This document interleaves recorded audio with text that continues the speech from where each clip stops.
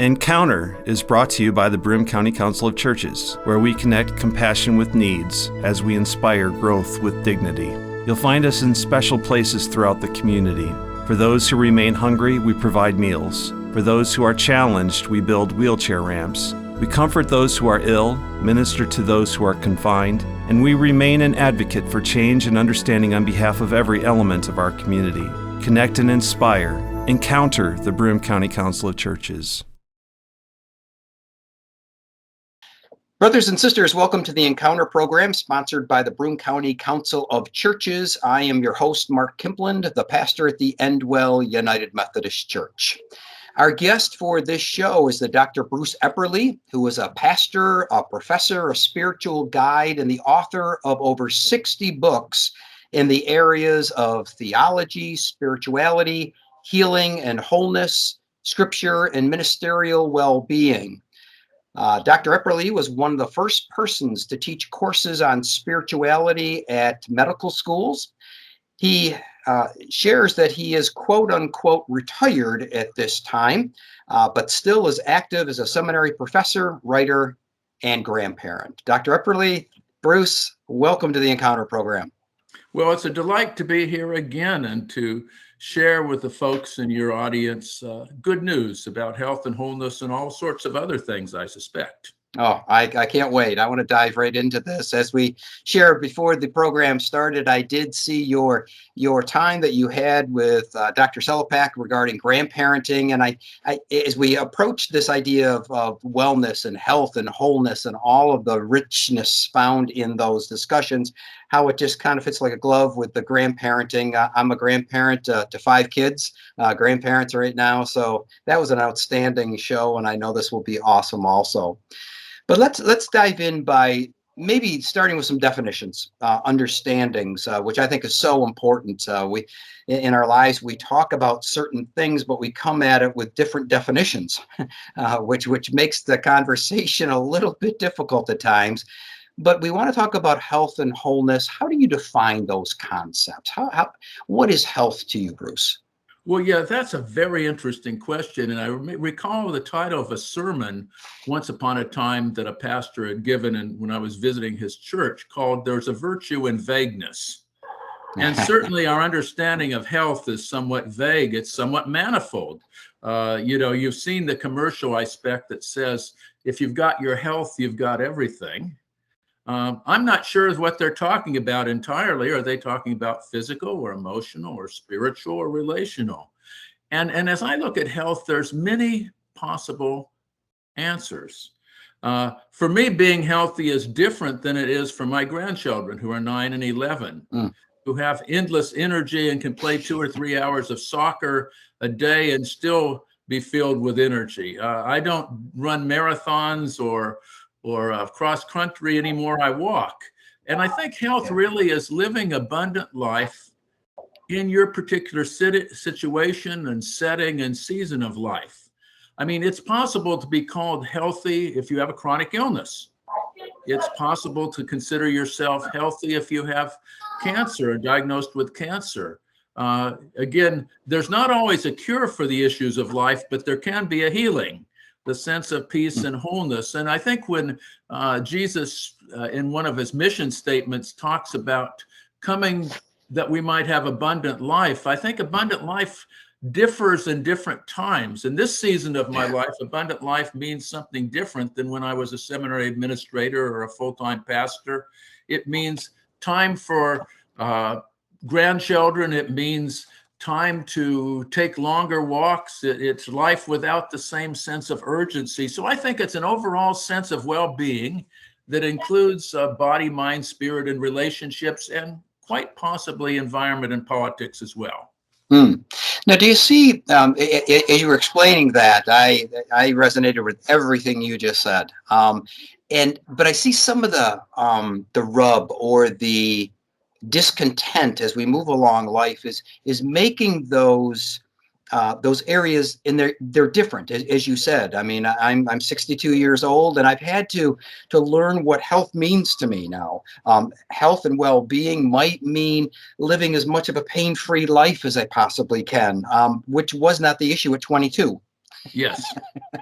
And can you speak to that? I mean, do you see that's some of the I can't think of the word, but that's kind of some of the rub with as people move through life, adapting to those different understandings and dimensions of life. Well, when I was younger, we used to laugh about people who had plastic pill boxes with days of the week noted. I now have one of those. I have become that person. Yeah. But paying attention to that pill box is part of being healthy now. I have hypertension, so it's important I take some medication for that to keep me balanced. I think health is always appropriate to the season. So I think when you have children scurrying around the church, their health situation is different than mine. For me, it's a sense of maintaining vitality intellectually, focusing on spiritual life, maybe going deeper in spiritual things as I become less concerned with the day-to-day urgency of life.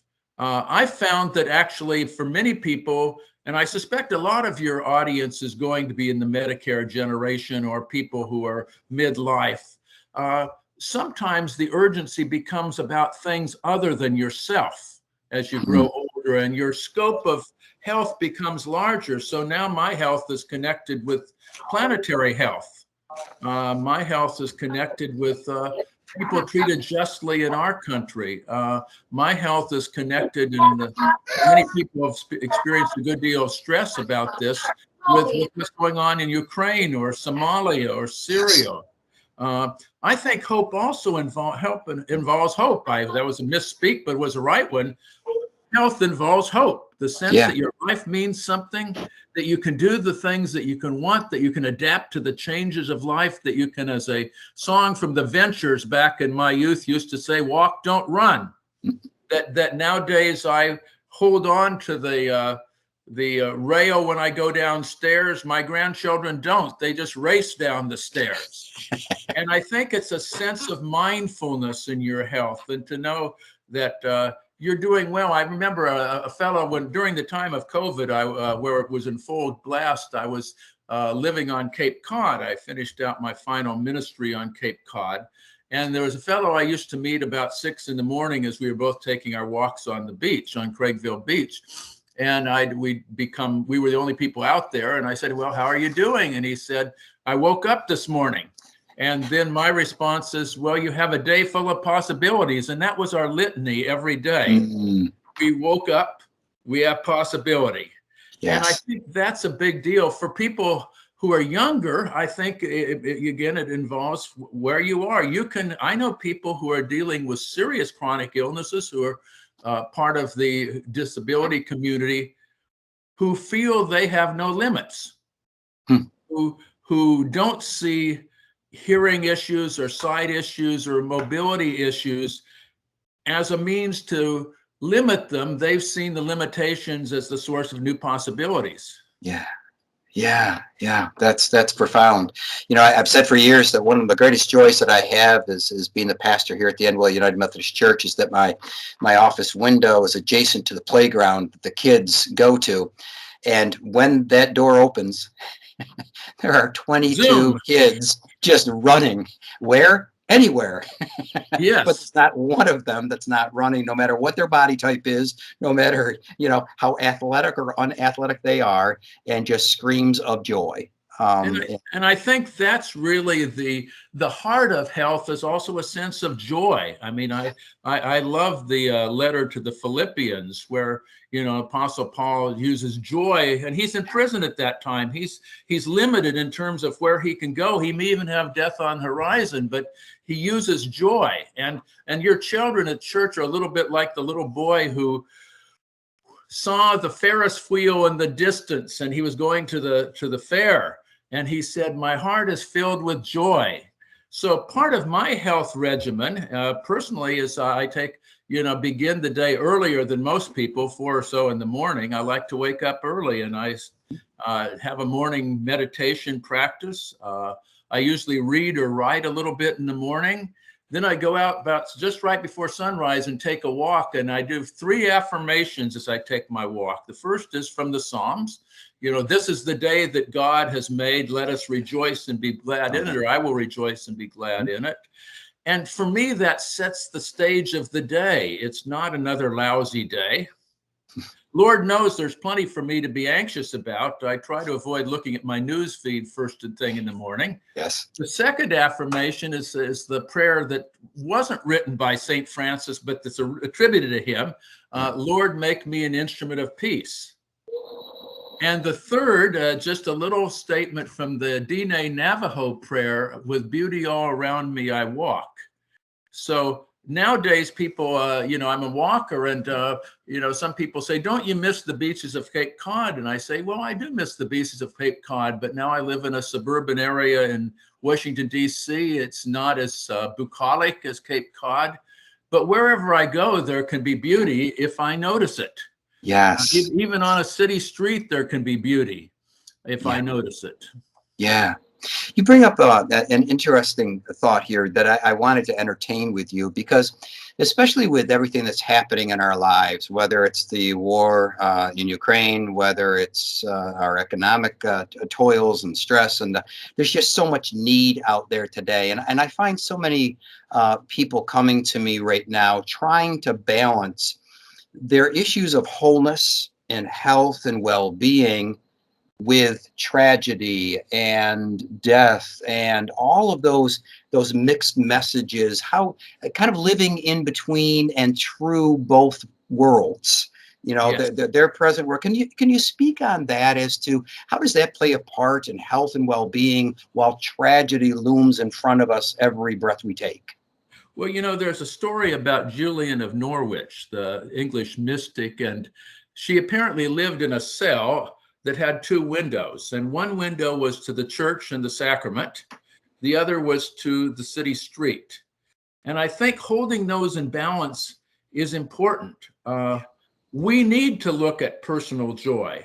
I think there's a Jewish mystical saying that says, if you save a soul, it's as if you've saved the world. If you destroy a soul, it's as if you've destroyed the world. And one of the souls to save is your own. Yeah. Is to have maximal joy in your life. That is sort of a long-term project, and it relates to whatever captures your attention. It could be involvement in politics. It could be involvement in environmental issues. But I think our daily lives, we have to balance our daily well-being, the things we love to do personally. A good day for me is taking a walk and studying. Maybe going out to a light dinner, being with the grandchildren, going to a game, maybe to a movie. But now that I'm going to movies and plays again, and where I am, you have to, rightly so, present your vaccination card and wear your mask. I feel good about that. That's an important part of life, and we shouldn't feel guilty about your enjoyment of the day. As a matter of fact, I think people who enjoy life and believe life is beautiful are those who then have the greatest interest in that beauty being experienced by others. So when I think each morning of my privileges and what I have just by virtue of living in this country that has freedoms, that has affluence, that has, at least in my world, that has some leisure, I want everyone to experience that same sort of thing. So that may get me involved in Black Lives Matter. It may get me involved in climate change, responding to climate change. I may try to figure out how it is that I can make a donation to Ukraine and see them as part of the people. I know that most denominations now are funneling money through Church World Service and other groups, and I commend your readers to do that, your listeners to do that.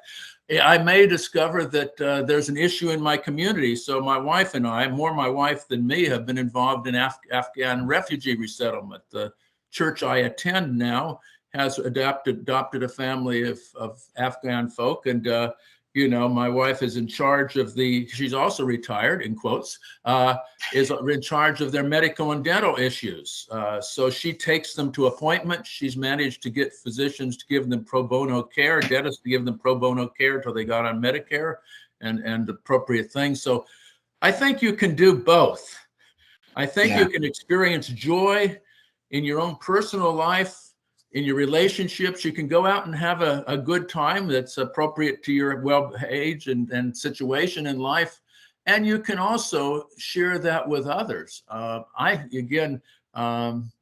Even though he was somewhat of an ascetic, St. Francis,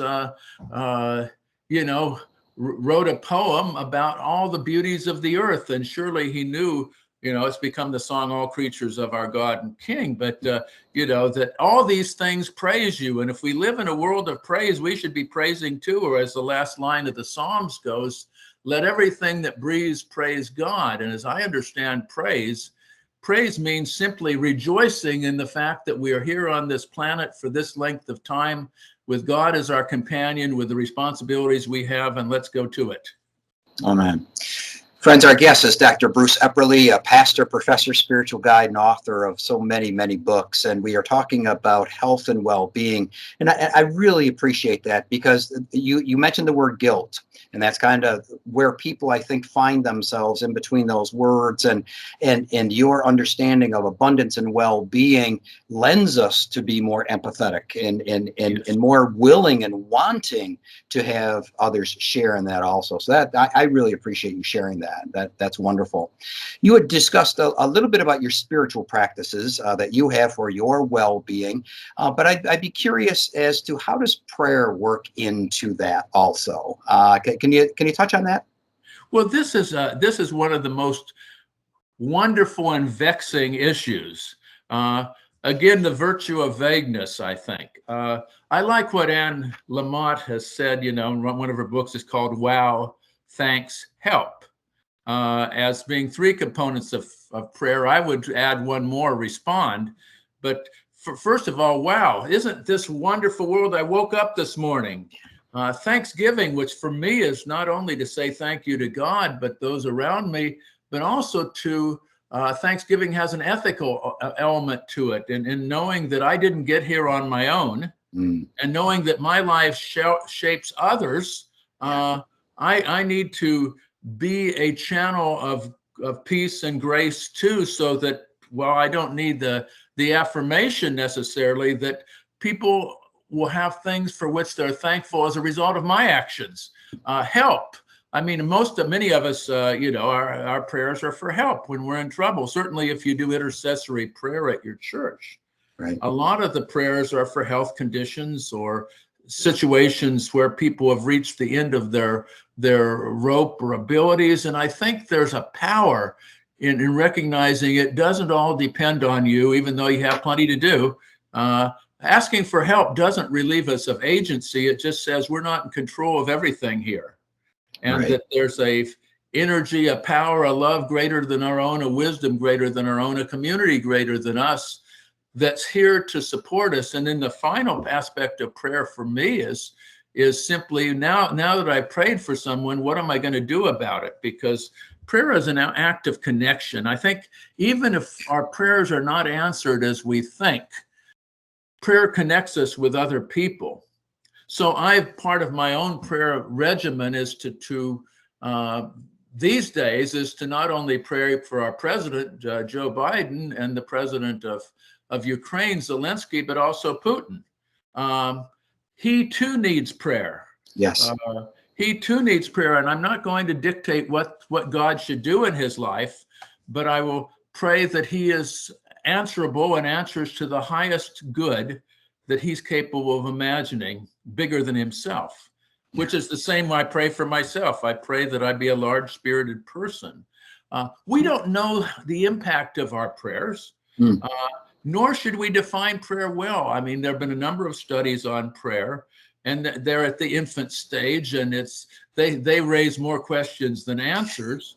Or if the first prayer studies were those done by Randy Bird in San Francisco, and they were all with evangelical Christians giving prayers in Jesus' name. And that happens to be the way I pray, but not everyone prays that way.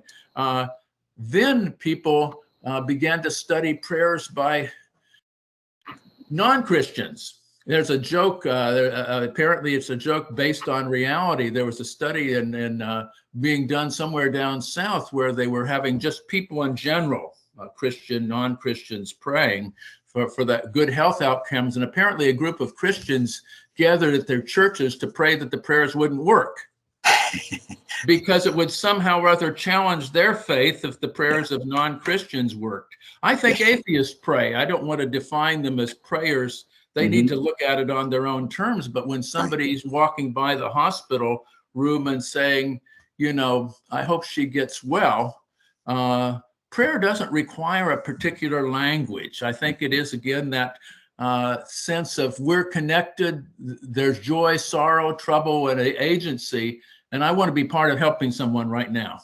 Yeah, that's outstanding. That I always remember, and I'm not sure what author shared this, but the idea that he was a pastor and visiting someone in the hospital and was just in deep conversation for almost 30 minutes with this person who was probably near death. And at the end of the conversation, the person turned to him and said, "Would you pray with me now?"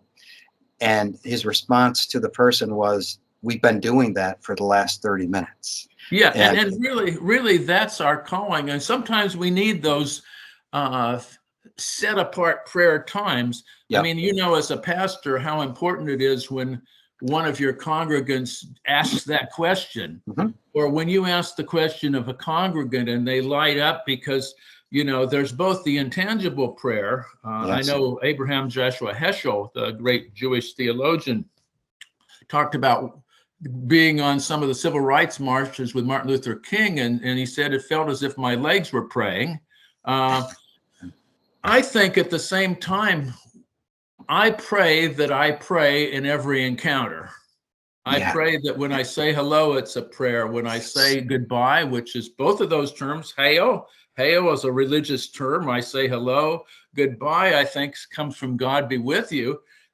And in between that I am prayerful. I've even taken to this in social media, which is challenging to anybody's prayer life. One of your local presses, perhaps you know it, Anamchara Books. It's a local press out of Binghamton. The edit publisher there, Ellen Santa, asked me to write a book on online spirituality called God Online. You know.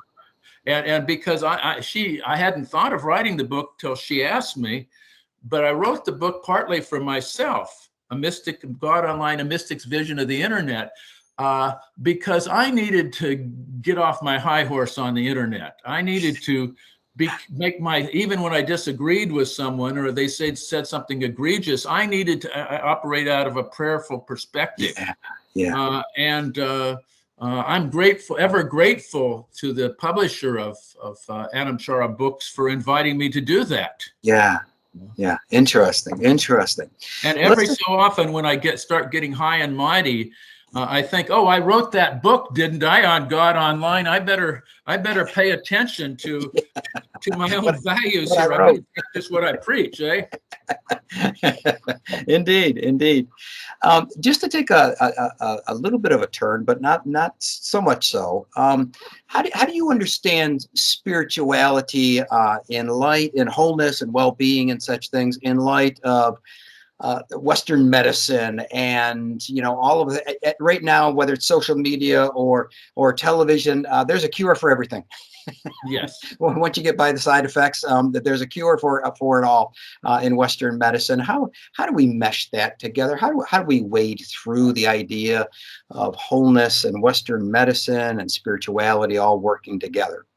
Isn't that the case? You know, I don't know whether it's my demographic in the TV shows I watch, but I think I was watching either CNN or the Hallmark Movies and Mystery Channel. And there, over the course of an hour, there were issues about almost everything. Crazy. Things we couldn't even mention in public 20 years ago. You know, I think that's important. I think that one of my friends, a colleague, a professor at Georgetown Medical School, when I was related to the school, now an internist in D.C., Dale Matthews, coined the term prayer and Prozac. That we can prayerfully take our medication, that we can say that this medication is good for me, that I don't have resistance. a friend of mine of a different political perspective than mine said, well, if you believed in God enough, you wouldn't need to take a vaccination or wear a mask. And I said, because I believe in God, I believe that I need to get a vaccination. I need to wear a mask as acts of compassion and personal well-being. There's an old phrase that in the early currents, first, second century, wherever there is truth, God is its source. And I've kind of see that to mean wherever there is truth and healing, God is its source. So if it's good medicine in the pharmaceutical lab, God's behind it in some way. If it's doing your yoga asana at home or at the church basement, God's behind that. I mean, I think that that we can have faith and also go and take our chemotherapy or radiation. I mean, one of the things I still do is because many of my friends are dealing with cancer, I feel quite confident praying with them and doing it before they go in to get chemo or radiation. Sure. To know that they're not alone, to know that cancer is not the whole story. I think that they fit together. I think you should be able to pray and take your medication, should be able to take your medication and maybe go see an energy healer if that is something that's important to you, or go to the yoga class. I think, again, medical schools are very different now than they were when I first started teaching. There's an openness to complementary medicine as well as the Western technology. So the idea of just being open to all of that, I think, is just a sense of maturity and understanding. Would you agree? Yeah, do your research. Yeah. Do your research. Go to as you would for your physician, as you would when you were looking at medical care. Do your research on a form of energy medicine. Use that or complementary health. Do your research. If you have a pastor who's open to conversation, talk about how it might relate to your faith tradition. Yeah. Different Christians have different viewpoints about using non-Christian approaches. I myself don't have a problem with that, but that's me. But again, you can surround all this in prayer because historically Christians have always embraced practices of medicine and culture and added them in their faith. Yeah. Friends, our guest has been awesome. His name is Dr. Bruce Epperly. And Bruce, I really thank you for this time on this very important topic as we live in these very, very important, troubling at times, overwhelming days for wealth and wholeness and our spiritual practices and prayer and educating ourselves as to where God is leading us in doing all of this. So I thank you so much for your time, and blessings from Binghamton to your home and to your family. Friends, thank you so much for joining us on this Encounter program. I ask God's blessings, health, and wholeness on your lives and the lives of your loved ones. Have a wonderful day. Amen.